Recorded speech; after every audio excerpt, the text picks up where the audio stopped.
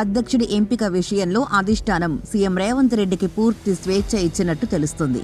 ఆయన సూచించిన వ్యక్తికే పీసీసీ పగ్గాలు అప్పగించేందుకు సుముఖంగా ఉన్నట్టు సమాచారం. దీంతో రేవంత్ ఎవరి పేరును ప్రతిపాదిస్తారనే ఉత్కంఠ నెలకొంది. పార్టీ బాధ్యతల్ని బీసీలకిస్తారా లేకపోతే ఎస్సీ ఎస్టీలకు అప్పగిస్తారా అనే చర్చ జరుగుతుంది. అయితే కొందరు మంత్రులు పీసీసీ పోస్టు కోసం ట్రై చేస్తుండగా జోడు పదవులు లేవని అధిష్టానం స్పష్టం చేసినట్టు తెలిసింది.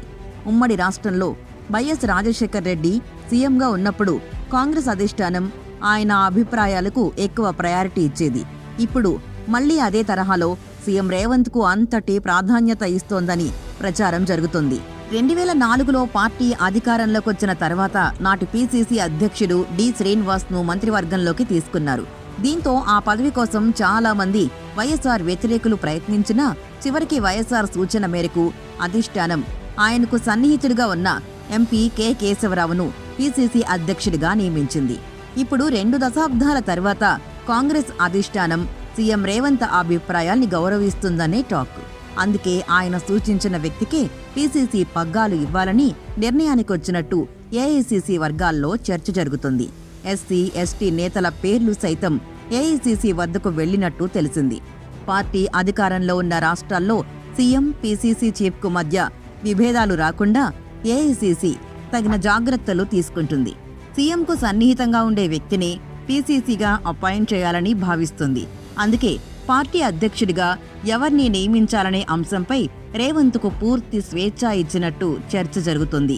ఒకవేళ సీఎంతో పొసగని వ్యక్తిని పార్టీ అధ్యక్షుడిగా నియమిస్తే నిత్యం ఇరువురి మధ్య విభేదాలు, అసమ్మతి ఏర్పడి చికాకులు, పంచాయతీలు తలెత్తి పార్టీ బలహీనపడే ప్రమాదం ఉంటుందనే అభిప్రాయానికి ఢిల్లీ పెద్దలొచ్చినట్టు తెలుస్తుంది.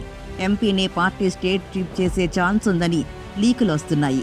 సీఎం పదవిని రెడ్డిలకు ఇవ్వడంతో బీసీలకు పీసీసీ పదవి ఇవ్వాలని కాంగ్రెస్ అధిష్టానం ప్రాథమిక నిర్ణయానికొచ్చినట్టు చాలా కాలంగా ప్రచారం జరుగుతుంది. దీంతో తమకు ఛాన్స్ ఇవ్వాలని సోనియా గాంధీని మాజీ ఎంపీ మధు యాష్కి, ఎమ్మెల్సీ మహేష్ కుమార్ గౌడ్ కలిశారు. అలాగే ఎస్సీ కోటాలో మల్లు రవి, అద్దంకి దయాకర్, సంపత్ కుమార్ లాబియింగ్ చేస్తున్నారు.